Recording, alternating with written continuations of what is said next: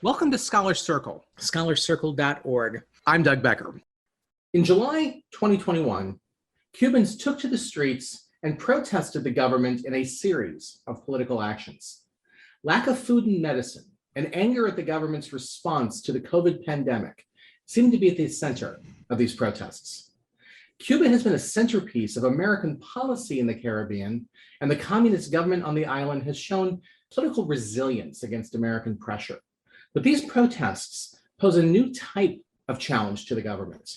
They appear to be a grassroots campaign against the government, which is more experienced at confronting international threats. On today's show, we will explore the nature of these protests, the impact that they could have on the Cuban state, and how the United States has and should respond to these political developments. Our panel today is Richard Feinberg, Professor Emeritus in International Political Economy at the University of California, San Diego. He's the author of Open for Business, Building the New Cuban Economy. Lillian Guerra, Professor of History at the University of Florida. She is the author of Heroes, Martyrs, and Political Messiahs in Revolutionary Cuba, 1946 to 58, and is currently completing a fifth book, Patriots and Traitors in Cuba, Political Pedagogy, Rehabilitation, and Vanguard Youth.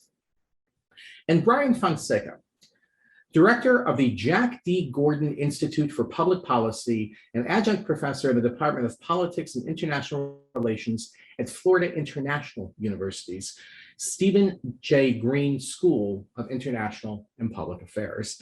He is the co-editor of Democracy and Security in Latin America and co-author of the New U.S. Security Agenda, Trends and Emerging Threats. Thank you all very much for joining us. Professor Feinberg, we'll start with you. We've been hearing news accounts about what's been going on in Cuba, but what exactly has been going on with these protests? Thanks very much, Doug, for having me. Really, it's a pleasure to be on such a distinguished panel. Brian Fonseca and I have collaborated on a number of projects recently dealing with Latin America and Cuba specifically. And Lillian Guerra, of course, is a famous and very distinguished historian. And I personally have learned a great deal from her books, and I thank her for that very much. And so it's an honor to be with her. Well, there's a lot to say about what's happened over the last month in Havana. Of course, we have to say that I believe none of us have been there, unfortunately, because of a combination of travel restrictions and COVID. However, we have friends on the island, we try to keep up in social media, etc. What we do know is that on July 11th, some tens of thousands of Cubans took to the streets in Havana, but also in provincial cities, and that was unique and important. Not that surprising if you realize that if life is difficult in Havana, it's even more difficult in the provinces. The Cuban government response, and here we can sort of debate just how harsh it was, but in the aftermath, they did arrest some 600 people or so, some of whom have been since released, some of whom are still in jail, some of whom are being given various sentences. The government response, in addition to that, initially was verbally a harsh one, calling its followers to demonstrate that the revolution controls the streets. But then I think Diaz-Canel began to back off a bit. He and his cabinet took to TV and the media to say, look, we do know life is tough here. There's a lot of shortages of all sorts of food and medicine, etc. It's not our fault, of course, they said, by and large. It's the fault of U.S. sanctions, but that they tried to show that they recognized some of the problems and would address them. But a big problem the government has had is that Diaz-Canel, who's been in power about 2 years, representing presumably the post-revolutionary new generation, instead of saying what people wanted to hear, which was there will be new policies for a new Cuba, instead he simply said continuismo. Like basically, I may be a little younger than Raul Castro, but I consider him my papa. And that was, not well received, certainly by younger Cubans. So that produced a sense of frustration. And as a result, many, particularly brighter, younger Cubans have been leaving the island as they are able to in the last several years and really throughout the last decade. So the opposition, on the other hand, they're in a difficult situation. Many of them have been jailed, etc. Can they continue to mount demonstrations? Well, there was that big outburst on the 11th, but things have been pretty quiet, as far as I'm aware, on the ground since. Now, needless to say, the government is going to be less tolerant of protests in the future, probably. Now, what motivated the protests, again, we can discuss that. Clearly, the very severe economic downturn has a lot to do with it. Some people were chanting liberty, liberty. What exactly do they mean by that? Do they mean they want a government that removes certain restrictions, or do they want a complete overthrow of the regime? There aren't clear leaders who are articulate, who can really speak for the opposition either on the island or in Miami. And one of the big tasks going forward, I think, for the opposition is to really try to begin to articulate, one, a vision of where they would like to go beyond liberty, and most importantly, how to get from here to there. So that's sort of where we are now. And Lillian Guerra, two themes that Richard Feinberg highlighted here. One is, economic hardship, and the conditions on the island have certainly gotten quite bad, and in particular since COVID, though this is something that's been brewing for a while. The other one I thought was particularly fascinating was this generational question, that you're talking about a new generation of Cubans that were not around during the revolution. How does that interplay? Well, in some ways, I think that we're doing Cubans a tremendous disservice by saying that they're rebelling with their stomachs. They're not. They're rebelling with their heads. Cubans in general have come to a consensus, not in the last year, but pretty much in the last 20 years, that they are very sick and tired of not having any control over their country's economic policy. They're tired of hearing since the early 90s, because prior to the 90s, the embargo was not an issue for the Cuban government. Fidel never mentioned it. And when he did, he mentioned it only to say that he had gotten over it, that it was no big deal, that the Soviets had provided, everything that they needed and they did it all by themselves. So the embargo was just a story that was really prominent in the public discourse in the 90s to the present, and it is the catch-all and be-all for everything that the Cuban government can't do, or that does badly, or that is unpopular. But the reality is that Cubans are very tired of not having control over government policy, and they're very tired of not having the right to say that they don't have any control. And the last 5 years have been years in which we have a new constitution that is much harsher in dictating the terms to the citizenry of what they can do. It is now a primary duty of every citizen to support socialism as defined by the Communist Party. And the Communist Party is defined as a unique, partido único, single party. Even in the 70s, when they had the first communist constitution, it wasn't that the constitution said, it was as if they didn't even need to say that. And now they have to say, no, this is a one-party state, and it will always be a one-party state. Then you have that coupled with a lot of policies that have shown the Cuban people that the Cuban state doesn't care about their own impoverishment. And Cubans have become precipitously impoverished since the early 90s. And that is especially true of Black Cubans. 95% of Black Cubans earn less than $3,000, the equivalent of 3,000 US dollars per year, and only 58% of white Cubans earn that much. Now, the reality is that $3,000 a year is nothing, and the average state salary, which is the average salary for 80% of the population, is only $30. It has been $30, regardless of changes in currency, changes in the difference between how many pesos equal a dollar. It's been the same amount in dollars for the last basically 20 years.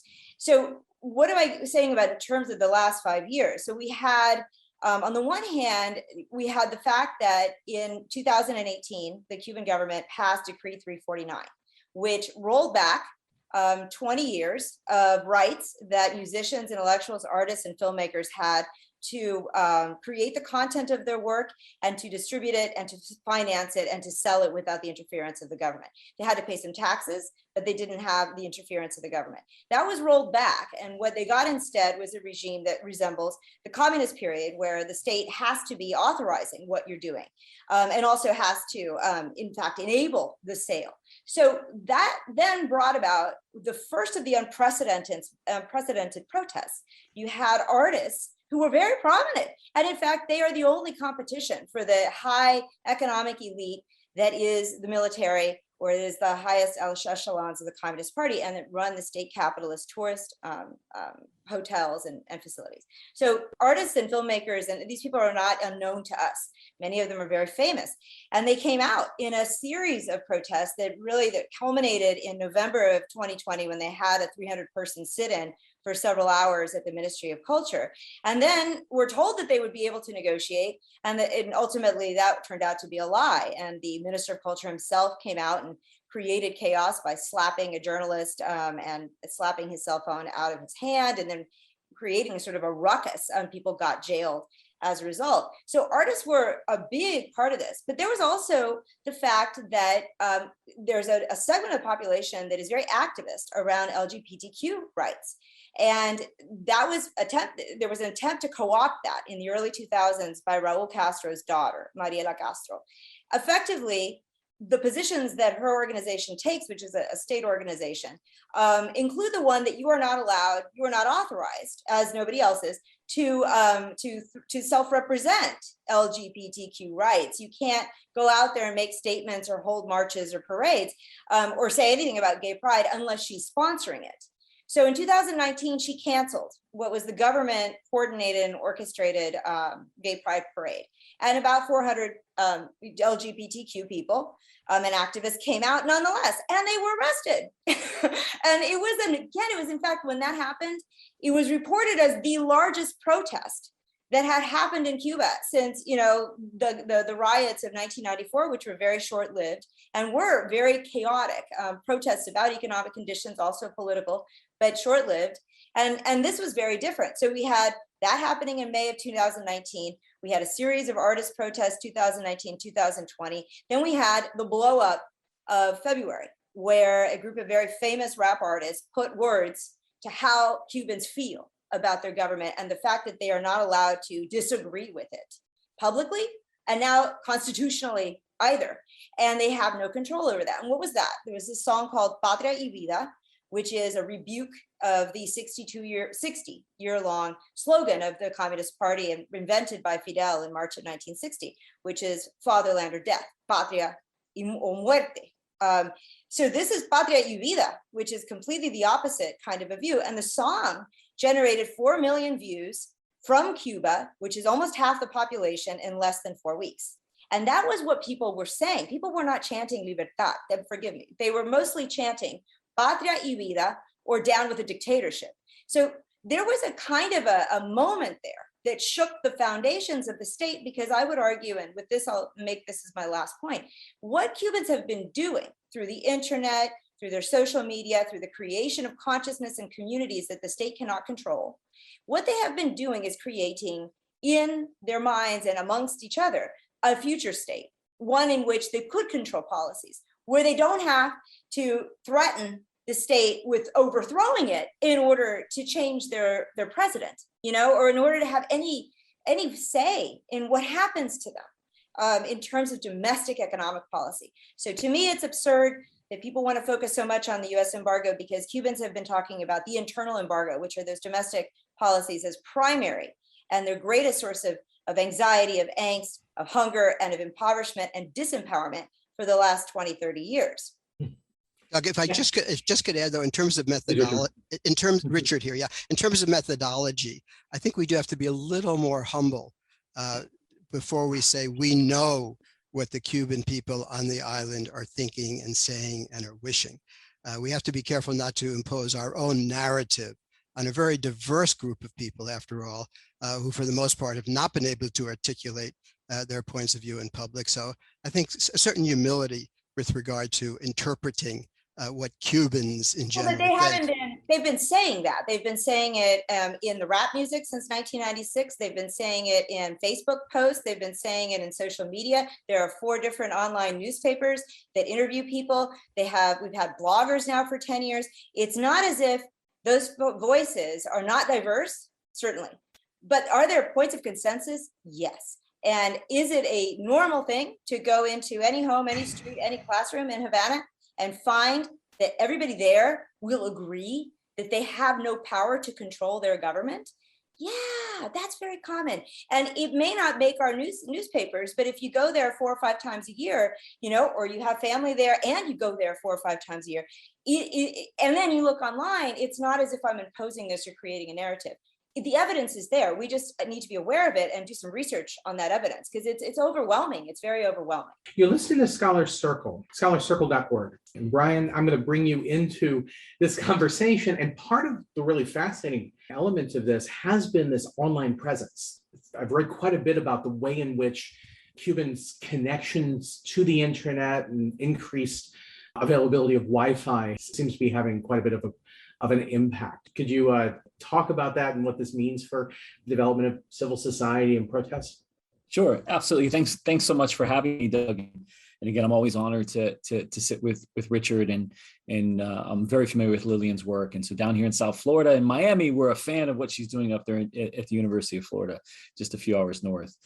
There's no doubt that, you're absolutely right, that there has been a surge in internet populations in Cuba with sort of access, right? Now, something to keep in mind is largely government controlled access, which is why we have a lot of contention now about sort of the sustainability of that access to internet and sort of outside sources.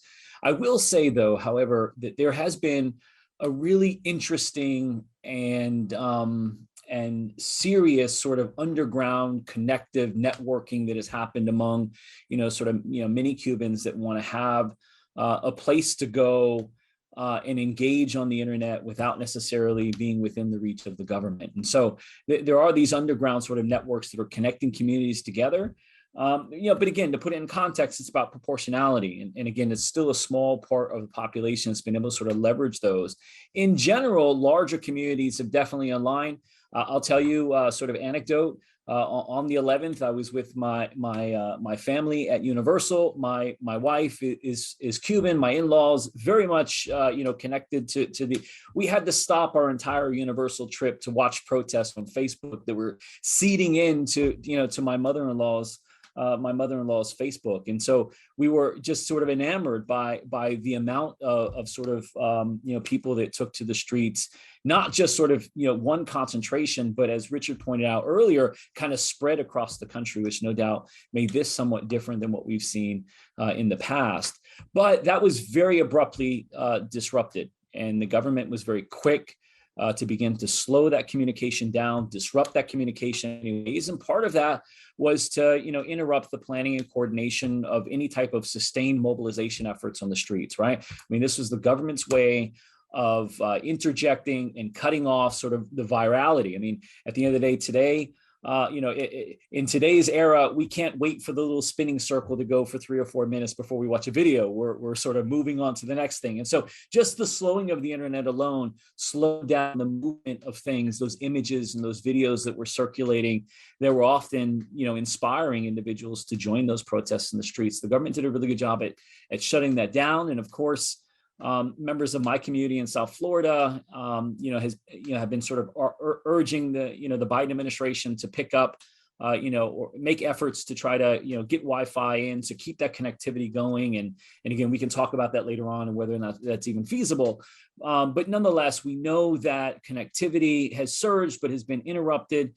Is being sort of, managed largely through, telecommunication platforms controlled by the state government, largely on Chinese technologies. As a friend of mine, Leland and Evan Ellis recently published, sort of talking, intimately about sort of Chinese telecommunication. Cuba's telecommunication infrastructure largely predicated on the Chinese, Chinese infrastructure. But again, I emphasize, the amount of control that the government has over communication. I think that's always been a really important, element to control over the island. But these sort of interesting new connective tissue that's kind of building, kind of underground, the networks that are sort of evolving. So I don't know if I kind of ranted there, but kind of give you that snapshot that communications become so vital, and the ability to disrupt that is really a central, issue that we have, sort of for debate in terms of how we keep communication flowing. Yeah, you kind of raise interesting questions about the nature of protest or the nature of discourse against the state. Lillian Guerra highlighting a number of the artistic communities and the way that expresses opposition I imagine online communities are certainly, helping to express that, but the government clearly has a great deal of power over trying to control that. Brian, you want to follow up? No, I wanted to follow up on something, but I may take us back for just a moment, but I do want to hit on it because it was something that both Richard and Lillian were talking about that I think is important. Sort of famed economist, I think, has done a tremendous job, sort of lifelong work on the economy of Cuba. Mesalago has sort of articulated sort of the root of some of the economic crisis in Cuba. And he sort of lays out three things that sort of led us to today, like where we're at in terms of the enormous socioeconomic strife. And so I think it's tough to point at one thing. I think we have to be inclusive of sort of the U.S. embargo and what that does in terms of the ability of sort of the flow of economic trade between the U.S. and Cuba. But that's not the only thing. I think that's an important thing. But it's also important that to point out the centralization of the Cuban economy, which is really at the I think the key to some of the economic mismanagement. The one thing that we didn't touch on that both Richard and I have worked on collaboratively is the role of Venezuela, which had subsidized the Cuban economy. And so you got these three things that are kind of converging around COVID, by the way, which is exacerbating all of this. And so you have the central, sort of ineffective central planning over the economy. You have Venezuela sort of tightening, withdrawing its ability to subsidize and continue to carry the Cuban economy to some degree. And then, of course, you have, I think, the embargo is part of that mix.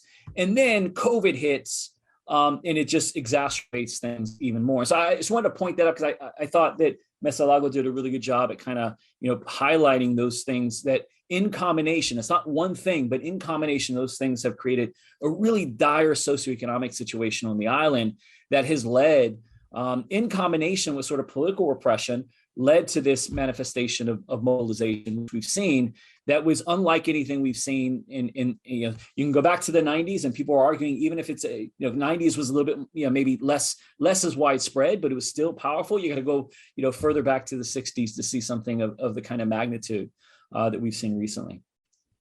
Yeah, and Richard Feinberg, on this economic question, one of the things that I'm somewhat familiar with, would love for you to speak on, is I know that there was this discussion about the possibility of the island opening a bit, in particular, some of President Obama's initiatives towards the island. It seems as though the government did the opposite and became less open, kind of more centralized, more controlled in the last few years. Is that an accurate depiction of how the Cubans have responded to some of these economic crises? So beginning around 2011, when Raul Castro began to take the reins, he and people around him began to sort of recognize the obvious. After all, this is the 21st century. Centralized socialist planning is, how should we say, a bit passé. And they began to sort of say, okay, let's try to make our economy more efficient. Let's open up a bit. Let's allow a local private sector, although small scale. Let's invite in some foreign investment. Let's introduce some market mechanisms. And these ideas were all included in important official documents that were published. Now, these documents at the same time, however, contained language reasserting the value and the hegemony of centralized socialist planning. So I think these documents suggested the internal tension within the Cuban state. Some old stalwarts saying, no, we got to stick to the old ideas. They're our best security, and they may even believe it. And then others saying, no, this is too archaic. We really need to begin to open up. And there were some important reforms that were put in place. The number of private entrepreneurs, for example, rose to the hundreds of thousands, if not more. Some foreign investment did come in. But I think it is safe to say that around 2017, 2018, the government got cold feet. It began to feel that it was losing control. And this congealed actually around the visit of Barack Obama, that I happened to be in Cuba at that time. And he had a meeting with private sector entrepreneurs that, and he embraced them. And he said, this is a big part of the future of Cuba. He talked about the internet being very important.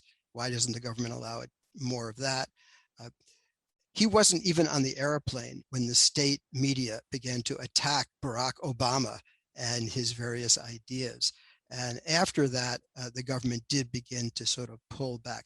Not entirely, but the pace of change slowed and even reversed in a few areas. Now, then we had 2 years ago, as I mentioned, Diaz-Canel come in. And initially there was hope that, okay, now he would pick up the baton of reforms and even accelerate them. Instead, he did not. He did very little. So there was really a sclerosis with regard to economic reform. And, so this goes back over 10 years. So, if you were 25 years old in 2011 in Cuba, and you were hoping for, fresh winds to blow into the economy, that you would have more opportunities to develop your own talents. And you saw, these old guys sitting up there and going, maybe yes, maybe no. Well, you know what? You tried to get your green card. You tried to get out. You weren't going to bet your youth on this sort of very hesitant pace of reform. And that was a tragedy, because Cuba lost a lot of its youth, its talent, its potential leadership. In fact, one of the reasons I think you see such sluggishness on the part of the Cuban government is that so many of the better talent over the years, but particularly in the last 10 years, have emigrated. And so the people who left, still, of course, many good people are still there, but a lot of the top talent has chosen to leave, sadly. Now, let me just finally say, okay, so there's this shock, tens of thousands of people in the streets. Again, we can debate exactly what their desires are, but clearly they're discontent. That's clear. How will the Cuban government react? And we don't know. One possibility is they just try to tighten up even more, basically throw the opposition in jail. Another possibility is the reformers say to the more conservative elements, we warned you about this, we told you so, now let's really sort of get on it and try to see if we can move forward and pick up on the reforms that were promised in some of those earlier documents, but now really implement them with a full-hearted thrust forward. That remains to be seen. Brian Fonsesca, you had a response to that? First off, Richard's absolutely right. I think it's fascinating how absolute failure it was in terms of the reforms that were articulated in 2011 in terms of the ability to implement. And again, that hesitation and forced central control, undermined the ability of an entrepreneurial class to really emerge. And as he pointed out, you had a few thousand entrepreneurs sort of pop up overnight. That's all gone now for the most part. It's lost. But one of the really important things that I wanted to add is that one of the things that Cuba did, the government did, was place much of the most prominent industries into the hands of the military to run from an economic perspective. And so what the outgrowth of that was the business administration group, or known as GAESA, controlled, by the way, by Raul Castro's former son-in-law, Luis Alberto Rodriguez Lopez Calleja, who arguably may be one of the most powerful people in Cuba today. He's head of the business administration group, which essentially is a series of military-owned companies that range in industries from coffee production to tourism and construction. And so many of the dominant, really, heavy revenue generating industries still remain in the control of the Cuban government, but vis-a-vis the Cuban military. And so the Cuban military has played a really important role in trying to be the implementer of Cuban policy in terms of, sort of market orientation, and as opposed to kind of putting it exclusively in the hands of an entrepreneurial class or a private sector. And so that's how the government has maintained a lot of that control. And I think that's what's undermined many of those attempts to kind of build a flourishing, market-oriented, economy. Just kind of build on. I think it's an important point. And Lillian Guerra, you were talking about Cubans being angry about not having control over economic decisions, and this seems seemingly what's what's being described here. Please. Let me give you some examples that are very they're very concrete. In Cuba, probably the largest sector of entrepreneurs who own restaurants own pizzerias, and they don't make the kind of pizza that foreigners would like to eat.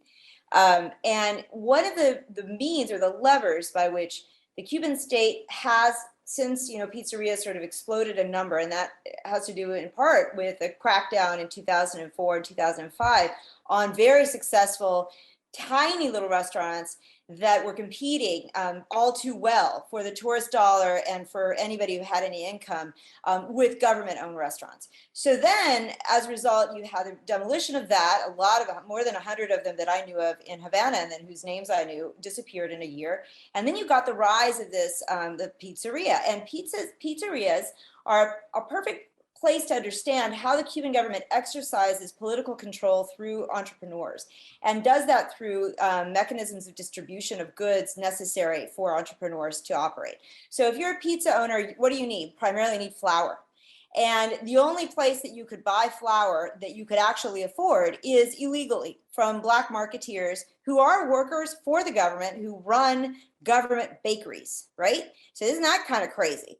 That's really the flour you can afford. So you're buying it illegally from a guy who has more power than you because he runs the ration distribution center for bread, and he runs the flour basically comes into these bakeries. Now, the police station knows that. Everybody in the government knows that that's happening. The only other way you could get flour is if you paid an exorbitant price for the flour, a price that we would find exorbitant, about $5 to $8 for one of these normal pound sacks of flour that you buy at a Publix for nothing, or here in Florida at a Publix, but for, virtually very little, right? So that you can't afford that. And yet you are required regularly to present receipts that you have actually bought flour from these state stores that sell it at an exorbitant price. So what those kinds of policies do is two things. They create an industry in the sale of receipts from government-owned stores that sell in dollars and flour at an exorbitant price.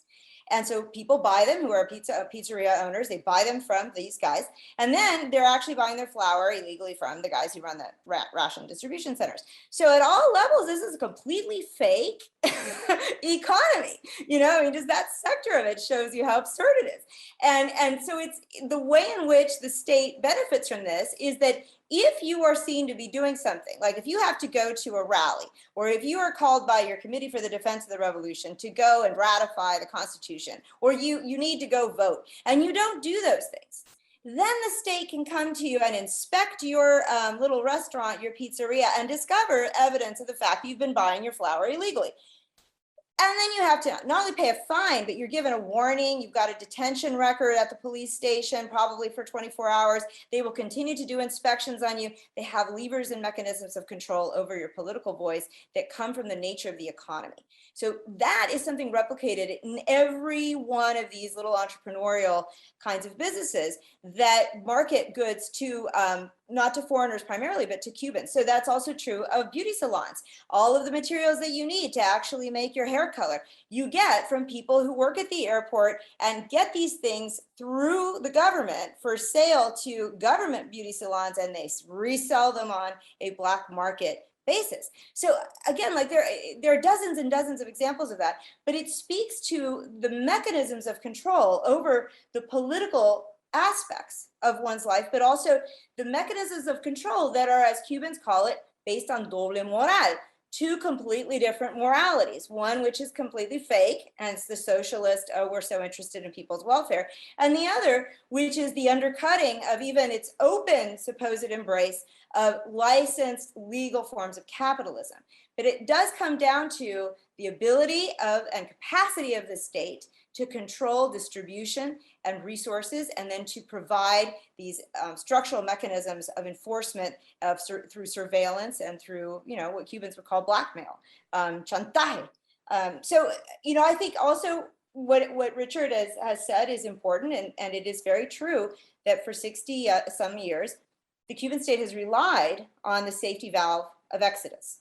And it has relied in the last 30 years on exactly what has been discussed by Richard and by Brian, and that is that you have, at least two generations now of Cubans raised since 1990, or born in the late 80s or born in the early 90s, or to the present, whose entire future was premised on the idea that they would leave.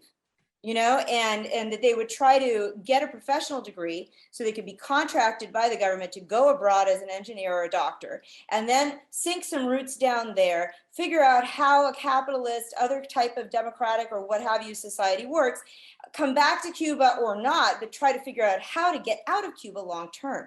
This is not the way that a society should function, but it's one that creates a great deal of stability for the state. And Cubans don't have that opportunity. Since 2016, when Obama really changed the nature of the game and made it impossible for Cubans, or virtually impossible for Cubans, to claim the privilege that they had claimed, since the 60s under the Cuban Adjustment Act, to arrive in the United States, automatically be considered a political refugee, and then within a year get a green card. That's over.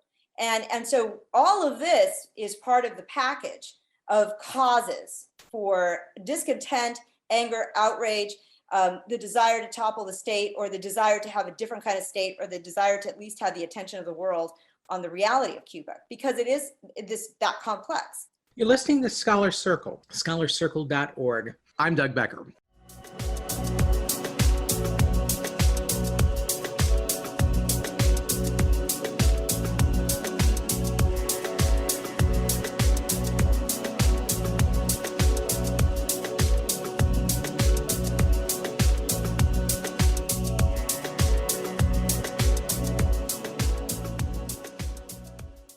Welcome back to Scholar Circle, scholarcircle.org.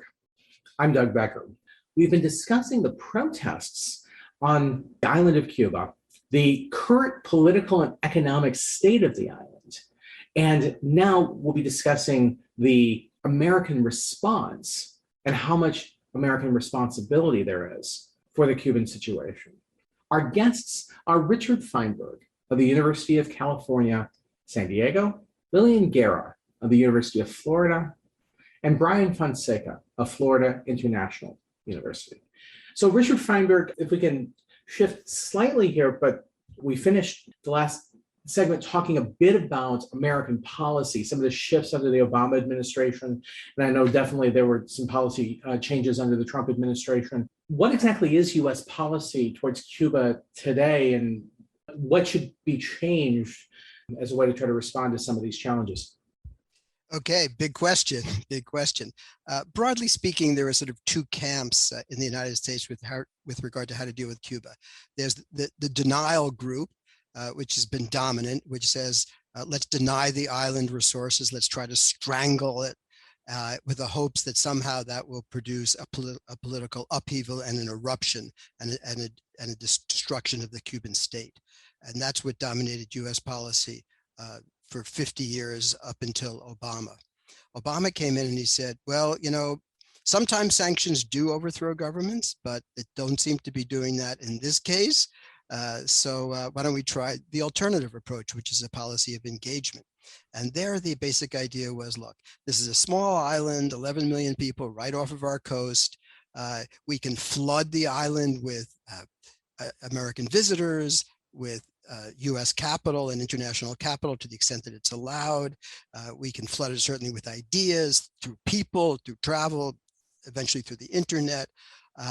And that although we can't predict the exact time frame, and then with the change of generations within Cuba, sooner or later you would have first a gradual opening, some pluralism in the sense of a more pluralistic society, and then at some point, and we can never know exactly when this would happen, that cultural pluralism and economic pluralism would finally make itself felt at the political level.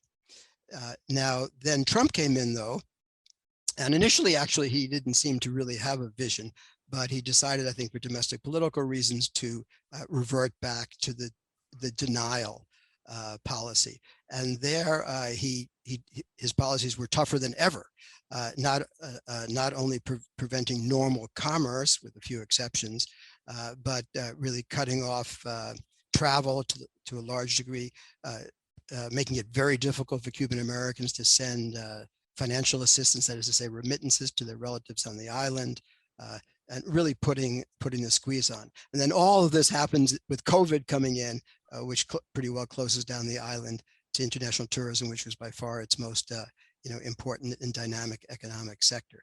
So this has created the severe economic conditions that we've been all commenting on.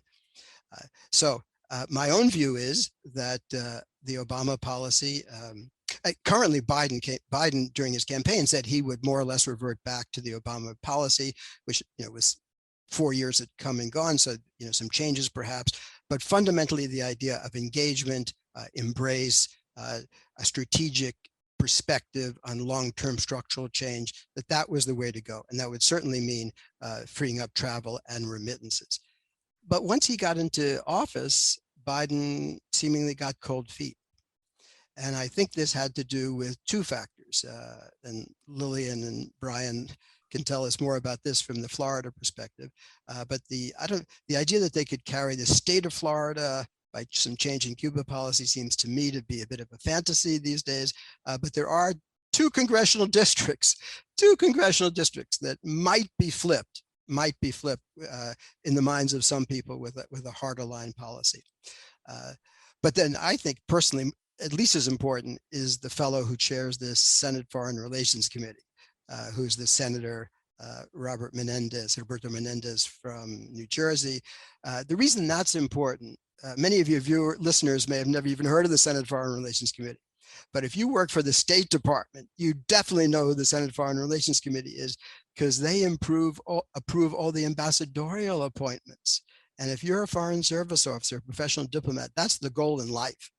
So you don't want to anger Robert Menendez, and he's willing to hold up other legislation as well.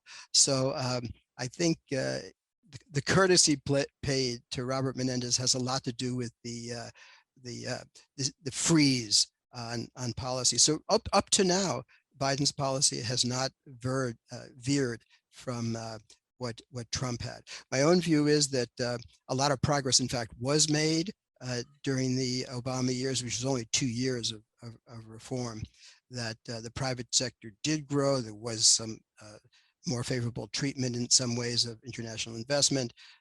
We could talk more, maybe if we have time, about the space granted to various forms of civil society on the island, religious, artistic, intellectual. Not saying it was a democratic environment, but there was space to articulate different perspectives and points of view. So in a 2-year time frame, I would say that was considerable progress.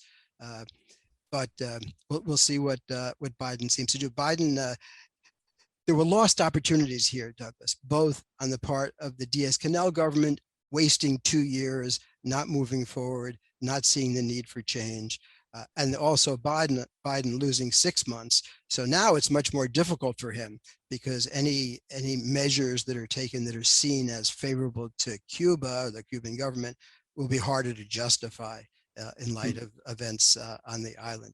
So missed opportunities. Brian Fonseca, first of all, someone studies international relations, always wrestling with what the U.S. is going to do, what we might call national interest versus global interest versus electoral interests, always ends up playing, a huge role. But it also strikes me that the protests offer an opportunity for the United States to alter, some of its approaches, because it seems like there's changes taking place on the island. Am I being too optimistic? I mean, look, I think that this was an amazing bipartisan opportunity, right? In which I think, both sides of the U.S. government could sort of agree to the fact that what the Cuban government was doing was absolutely, horrendous, and that the Cuban people deserve more. I was going to point out that I happen to live in one of those districts that Richard talked about.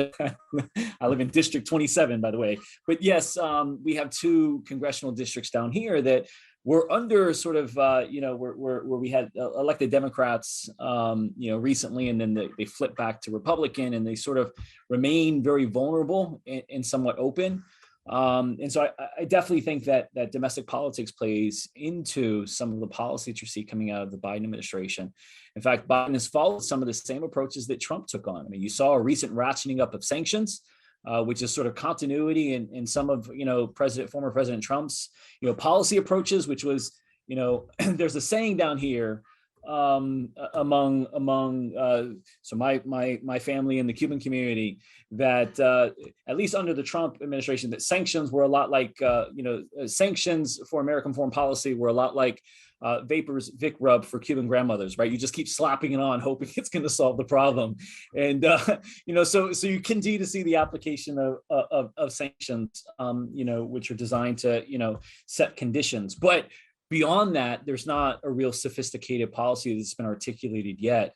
I will say, though, one of my fellow colleagues here at the Gordon Institute was recently nominated by President Biden to serve as ambassador to the OAS, and he happens to be Cuban American, and he happens to be incredibly respected, within the intellectual circles by people on both sides of the political aisle.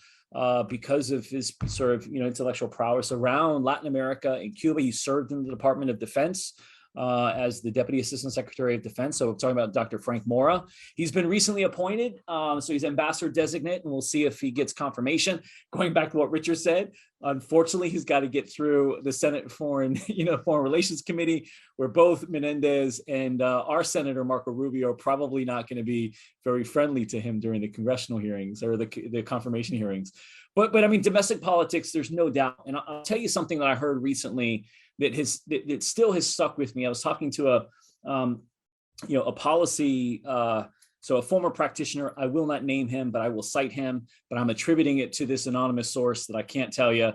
But he said what was really interesting, and he was in the central policymaking seat, and I won't tell you which administration because then I don't give it away. But nonetheless, what he said was really interesting. He said that Cuba is a case in which American foreign policy has gotten it wrong, but there's been very little serious ramifications for U.S. national security. And so what that means is that policymakers are going to continue to sort of favor the domestic policy outcomes over the foreign policy outcomes, because our failure in the foreign policy space just hasn't done enough damage. And I said, well, what about the Cuban Missile Crisis? That could have been catastrophic. And it was like, well, besides that, since then, what has really happened outside of migration and in terms of U.S. national security? I thought that was a really interesting view into a policymaker that held a pretty prominent seat.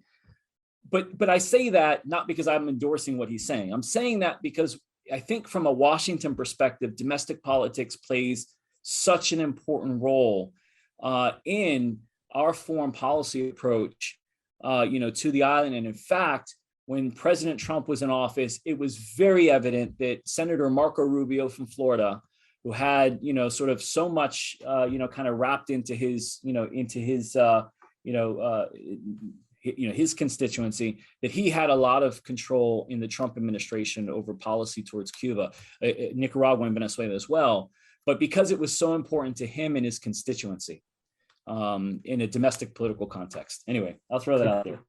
You're listening to Scholar Circle, scholarcircle.org. And Lillian Guerra, you had a response to I want to say first that I don't know who told you this. I'm sorry if I missed that, but it seems completely amnesiac to forget that if it hadn't been for Cuba, the United States from the 1960s through the early 90s would not have supported or installed right-wing military dictatorships all over Latin America. I mean, we did not want Cuba to be prosperous. We wanted to topple the regime, and our failures at both levels, because the Soviets began supplying Cuba in the 70s through the 80s with about $4 billion a year that enabled them to have this kind of series of achievements in healthcare and in the reduction of poverty, et cetera, et cetera.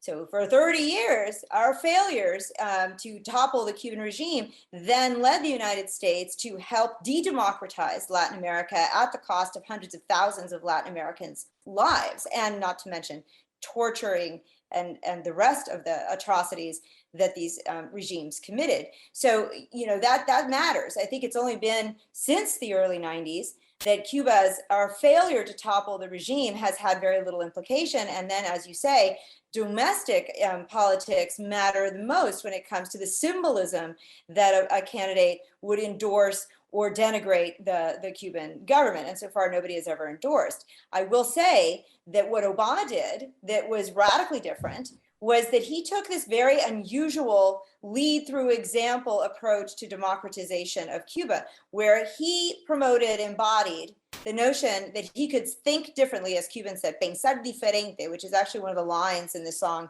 Padre y Vida at the beginning, at the end. You know, the whole notion that he could go and sit next to Raul Castro and utterly disagree with him, give speeches where he said he utterly disagreed. We as a government, we as a people disagree with how you do things, etc. But we can be neighbors. We have paths in common. We have ways forward. This is an embodiment of pluralism that no US president had ever taken. And it might have really angered all of the folks who are on the right, and perhaps, you know, Bob Menendez himself, who has been an ally to the farthest right of the Republican constituencies in Florida when it comes to Cuba. Obama might have angered them. But what he did was empower the Cuban people to see that the United States is not, that doesn't have to be the evil bad guy, the empire that wants to destroy Cuba. And that is what they have been told in very caricatured ways by Fidel, by Raul Castro, by their school system, by the media. Certainly the Escanet has returned to exactly that same discourse. So this is a kind of a position that I hope Biden has not entirely lost sight of. You know, the notion that the United States did not pass those policies under Obama saying, oh, we're doing this because we want to topple the regime. No, he's saying we want to do this because we want to create a path forward for both countries. And if Cuba decides that it wants to change its system, it will change it from within. And we can make possible the empowerment of the entrepreneurial class. We can empower people with alternative sources of information and allow them to choose, to have them for one thing, and then be able to make choices that otherwise they can't make. But you do that, he did that, at the same time that he went to Cuba and treated Raul Castro, not as a monster, but as an equal, as the head of state. And, you know, perhaps, you know, Raul wanted to take that much farther and declare himself the victor, as he did when he very famously tried to pull Obama's arm up in some kind of a, you know, I'm in charge and victory salute to who knows what, but it didn't happen. You know, I mean, Obama didn't play that game.